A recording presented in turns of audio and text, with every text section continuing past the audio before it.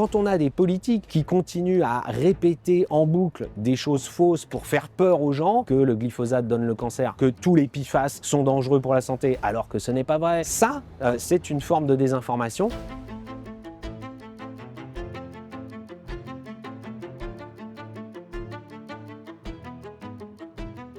Aujourd'hui, avec Laurent Lesage, nous lançons notre think tank Écologie et Progrès, dont le premier but est de diffuser un discours écologique positif, rationnel, fondé sur la science, valorisant ce que les entreprises peuvent apporter, déconstruisant, analysant, décryptant aussi les faux discours sur l'écologie, et nous le faisons à travers une chaîne YouTube. Et si l'économie sauvait l'écologie, nous faisons une projection d'une des émissions que nous avons faites sur les PFAS. On a pu décrypter un discours politique, associatif et médiatique qui pouvait amener à une grande confusion et à de mauvaises décisions politiques. Et là, on a fait un petit montage que je vous propose de regarder qui montre à quel point, à chaque fois, le dirigeant du groupe SEB s'exprime, sa parole est mise en doute ou marginalisée. Et même quand le patron de SEB cite le rapport de l'Agence sanitaire européenne, cela n'a apparemment qu'une valeur relative pour le présentateur de compléments d'enquête. L'Autorité européenne de la sécurité alimentaire précise qu'un polymère fluoré ne pose pas de risque en cas d'ingestion. Ça fait partie de vos éléments de langage, on va étudier vos documents.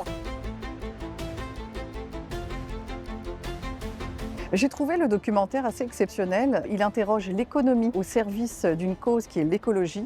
Et ça, c'est vrai que ça manque. En tant que journaliste économique, effectivement, je suis confrontée tous les jours à ces sujets du climat. Je suis sorti de cette projection avec une interrogation sur la façon dont fonctionne le Parlement, dont j'ai été un membre pendant longtemps, et sur les emballements médiatiques qui consistent à tout interdire, alors qu'on a des scientifiques qui disent « vous allez trop loin ». Effectivement, on a besoin d'un discours scientifique et d'expliquer aux Français que toutes les réponses ne sont pas si simples que certains veulent bien le dire.